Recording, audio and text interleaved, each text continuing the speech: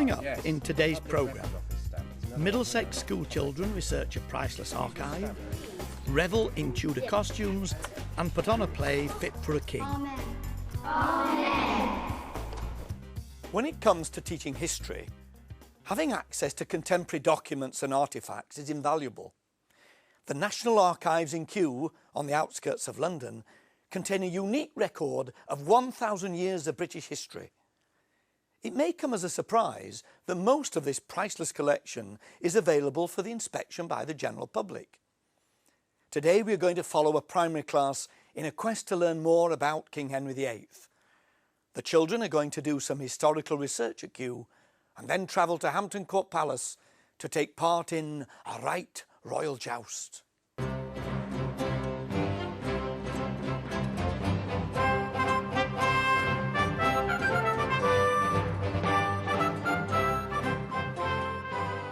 The aim of a right royal joust is to enable pupils really to investigate the character of Henry VIII through the images and the documents that have been left behind from the period.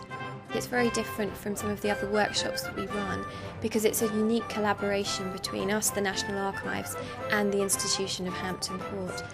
So it enables pupils not only to look at the documents that were created at the time of Henry VIII here at the archives, they're seeing where the documents are kept, how documents are kept, and then they're visiting Hampton Court, a completely different site that Henry VIII spent much of his time at, where some of the events that are described in these documents actually took place. And they're seeing Hampton Court as a document, in a sense, as another way of learning about King Henry VIII and the Tudor period. For Val Salter and her Year 5 class from Stanley Junior School, the day begins at the National Archives in Kew. It's just such a fantastic trip. It's not often that you can get to see genuine documents 500 years old, and it really inspires the children.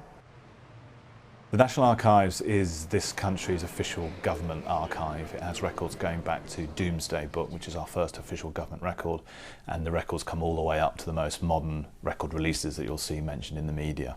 And it includes things like Henry VIII's letters and documents, Shakespeare's will, Dam Buster records, Jack the Ripper files, and all sorts of other fascinating documents. For Henry VIII, we have basically his official records. He was the government as such, and so we have all sorts of correspondence, we have records of what happened at court, we have accounts, and we have some of his personal papers relating to marriage settlements and the dissolution of the monasteries. On this document we've actually got a picture of a very famous Tudor king. Now I want you to look very carefully at this Tudor king, and I want you to tell me which Tudor king you think it is. What do you think, boys? What do you think? Could it be young Henry VIII? Young Henry VIII, that's a good answer. This young historian here was spot on. This was painted when he first came to the throne. He was a very young king at that time. We're offering pupils the opportunity to see documents that were created at the time of some of the most important events in history by some of the most important people.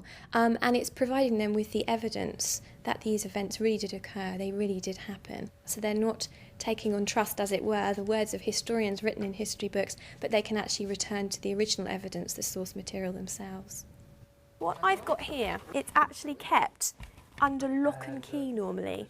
So you're so lucky to see it. This is pure gold. Look at that. This is the gold seal, not of Henry, but it's actually the gold seal of the French king. Some of the reactions of the children were fantastic. When they brought the gold seal out that Henry had used at the Field of the Cloth of Gold with the King of France, just to see that solid gold was magnificent. You know, the children just were overwhelmed by it. So you can now go home today and say that you have seen the King of France, King Francis I, gold seal all the way from 1527. I'm going to close it away now, but that's a very exciting one. But I've got some other documents to show you. This document here is a letter from one of King Henry VIII's wives. It's the second wife that lost her head. Can anyone remember who that was? Catherine Howard. Well done, Catherine Howard. So she lost her head. Do you know why she lost her head? Why she was executed? Because Henry thought that she was cheating on him. He did. He thought that she had other boyfriends apart from him, the king. Now this is evidence that she did indeed have another boyfriend. He was a man called Thomas Culpeper, and this is one of the love letters that she wrote to him. And in fact, it's the only evidence that survives, that's left in the whole world, to prove that she had another lover apart from the king. And she's written right at the bottom of this letter, and you can see here, she's put, "Yours, as long as life endures, Catherine." It's quite romantic, really. It would be more romantic if it had been written to the king, wouldn't it? But no, it was written to her lover, Thomas Culpeper. And this was shown to King Henry VIII of proof of what she'd been doing. And of course, after that, King Henry VIII had to send her away. He sent her to the Tower of London, and eventually, you're quite right, she lost her head. Here at the National Archives, we think we know everything that's in our collection, but given the size of the collection, that it covers nearly 1,000 years, there's 100 miles of shelving, there are many documents that I've come across that don't look like they've been accessed for hundreds and hundreds of years.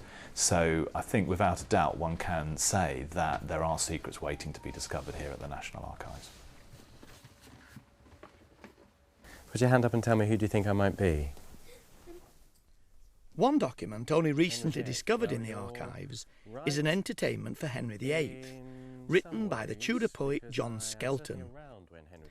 The children are going to reconstruct the performance with the help of Master Webb. Master Webb plays the part of a yeoman of the revels. Now, the revels department was an entertainment department at the time of Henry VIII, and the revels were responsible for organising things such as jousting, the masks, the performances that took place, and the disguising balls, the masked balls that were also held. A masque is a name for a special kind of play. It is a play that ladies are allowed to take part in, because ladies aren't allowed to take part in any other sorts of plays. The masque is incredibly important because it was discovered here by staff at the National Archives about 6 years ago. And of course, before this, it had not been performed since Henry VIII's time. So we've really brought something back from the pages of history, and we've brought it back to life so that pupils can perform it and bring it to the audience once again at Hampton Court. So we're going to York, York, York, York. Off you go. York, York. Gallop like a horse, gallop like a X. Before they are ready to leave to Hampton Court, there's some rehearsing to be done under Master Webb's critical eye. So try not to drop the crown. Meanwhile, another group of children are set to work making props for the mask. Can you see? Yeah. King Henry was very fond of masks, often performing in them himself. They were very exciting and special events, and the Revels office would go to great lengths to prepare the lavish materials needed.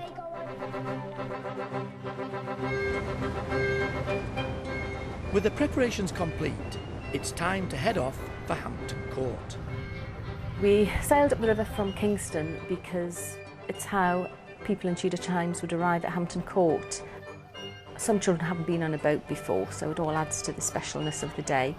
And it's also very powerful when you see Hampton Court and you arrive on the river and get that view, because it is so impressive. Henry VIII would most definitely have arrived here by river, preceded by a very large group of servants, courtiers, arriving in order to set up the palace in readiness for the king. We don't know whether Hampton Court was Henry VIII's favourite palace. It is certainly the one that is most famously associated with him now. Many of the other palaces that he owned and used in the London area have subsequently been lost. So Hampton Court is unique in that it has actually survived all the way through to the modern day. The trip continues in the haunted gallery. Now, put your hand up and tell me, if you can work it out, who might also be in this picture. Let's start with this person here. Edward, yes. You told me this morning that Jane Seymour died just a few days, in fact it was 12, after Edward was born. So this is another impossible picture. They couldn't have all been in the room at the same time. But Henry, we know from what he said, he loved her the most. So in this picture, which is called The Family of King Henry VIII, she has been included in the family, even though at the time he was not married to her and she'd already died. We're encouraging students in a similar way as they're analysing a document at the National Archives to come here and analyse, to explore what this palace can actually tell them about the character and the court of Henry VIII. After looking at the paintings, we arrived at the Great Hall, which great is really what it is. It is so fantastic. The children were overawed. They were inspired by the ceiling. The tapestries on the wall were incredible. It's so impressive just by the sheer scale of it. This room is my bedroom. It is mine and 599 others. It is the bedroom of the yeomen and the clerks and the pages. The men and the boys who work for King Henry at Hampton Court Palace every night while the king was in residence would cram into this room on temporary beds, a bit like mattresses really, sacking or canvas mattresses stuffed with straw, and they would sleep in here. But the Great Hall was also the venue for special occasions. And today's special occasion is the performance of Stanley Jr.'s Mask.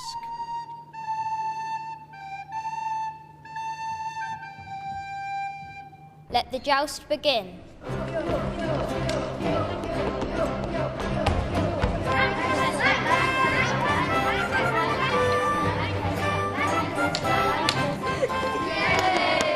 We've had a number of children who say, oh, I didn't realise history could be this fun, but it's been really exciting. I've had a really enjoyable morning.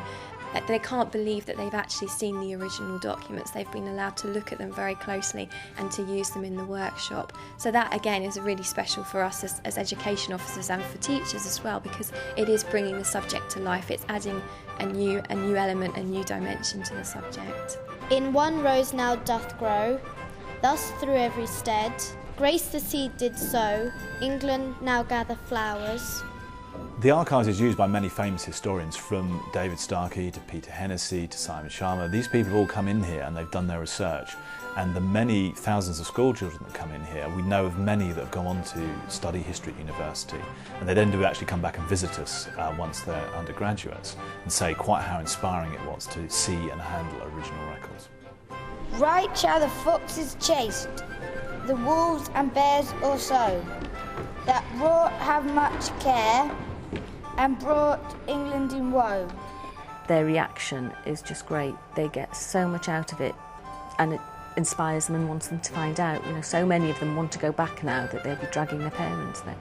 Upon us he doth reign, that maketh our hearts glad, as King most sovereign that ever England had.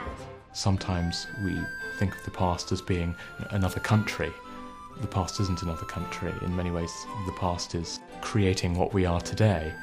So by giving students access to the primary sources, whether documents or buildings, they are being encouraged to form their own opinions, to write, if you will, their own history, to decide for themselves exactly what could have happened here 500 years ago. God save him in his right. Amen. Amen.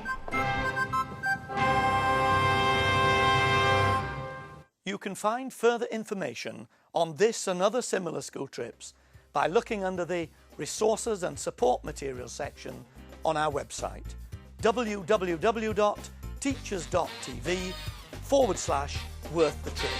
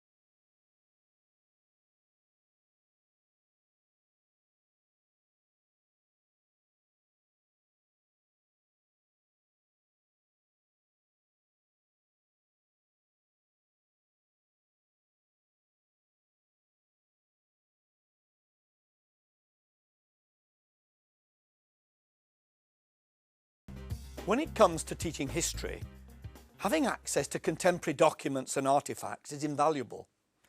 The National Archives in Kew, on the outskirts of London, contain a unique record of 1,000 years of British history. It may come as a surprise that most of this priceless collection is available for the inspection by the general public. Today we're going to follow a primary class in a quest to learn more about King Henry VIII. The children are going to do some historical research at Kew and then travel to Hampton Court Palace to take part in a right royal joust.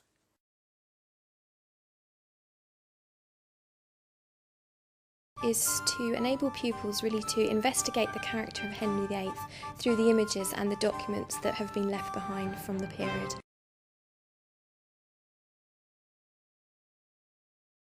Fantastic trip. It's not often that you can get to see genuine documents 500 years old, and it really inspires the children.